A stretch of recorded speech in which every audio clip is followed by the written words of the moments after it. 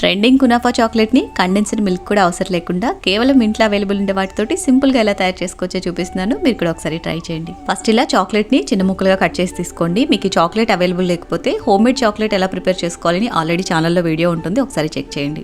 And దీన్ని double boiling మెథడ్లో ఈ విధంగా కరిగించుకొని తీసుకోవాలి. తర్వాత సిలికాన్ చాక్లెట్ మౌల్లోకి కొంచెం వేసేసుకుని ఒక లేయర్ లాగా స్ప్రెడ్ చేసి 5 మినిట్స్ ఫ్రిడ్జ్లో పెట్టండి. నెక్స్ట్ మిక్సీ జార్లోకి హాఫ్ కప్పు పిస్తా, 1 స్పూన్ నువ్వులు, 1 టేబుల్ స్పూన్ పంచదార వేసి వీలైనంత మెత్తగా గ్రైండ్ చేసుకోండి. తర్వాత ఒక half spoon vanilla essence, 1 spoon coconut oil లేదా ఫ్లేవర్లెస్ ఆయిల్, అలాగే 1 టేబుల్ స్పూన్ వరకు కాచి చల్లార్చిన పాలు పోసి ఈ విధంగా మెత్తగా గ్రైండ్ చేసుకోవాలి. తర్వాత షీర్ కుర్మాకి యూజ్ చేసే సెవయ్యాన్ ఉంటుంది కదా, దీన్ని విధంగా మెత్తగా క్రష్ చేసి వేసేసుకుని 1 స్పూన్ నెయ్యి వేసి లో ఫ్లేమ్ లో ఇది క్రంచీగా అయ్యేట్టు ఫ్రై చేసుకోవాలి. ఇలా వేగిన తర్వాత కంప్లీట్ గా చల్లారిపోనిచ్చి ముందుగా రెడీ చేసి పెట్టుకున్న పిస్తా మిక్స్ లోకి వేసేసి చక్కగా అంతా మిక్స్ చేసి ఫ్రీజ్ చేసుకున్న చాక్లెట్ మౌల్డ్ లోకి వేసి చక్కగా అంతా ఈవెన్ గా స్ప్రెడ్ చేసేసుకుని పైన ఇంకొక లేయర్ చాక్లెట్ సిరప్ వేసి ఇది కూడా ఈవెన్ గా స్ప్రెడ్ చేసి హాఫ్ అన్ అవర్ పాటు డీప్ ఫ్రిడ్జ్ లో స్టోర్ చేసుకున్నారంటే చక్కగా చాక్లెట్ రెడీ అయిపోతుంది.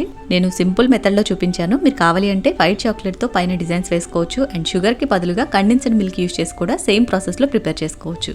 ఎలా చేసినా టేస్ట్ చాలా బాగుంటుంది, తప్పకుండా ట్రై చేయండి. అండ్ రెసిపీకి యూజ్ చేసిన ప్రొడక్ట్స్ అన్ని కూడా ఫ్లిప్కార్ట్ లోనే తీసుకున్నాను. వ్యూ ప్రోడక్ట్ లో ట్యాగ్ చేస్తాను, అవసరమైన వాళ్ళు చెక్ చేయండి. Thank you for watching. Have a great day.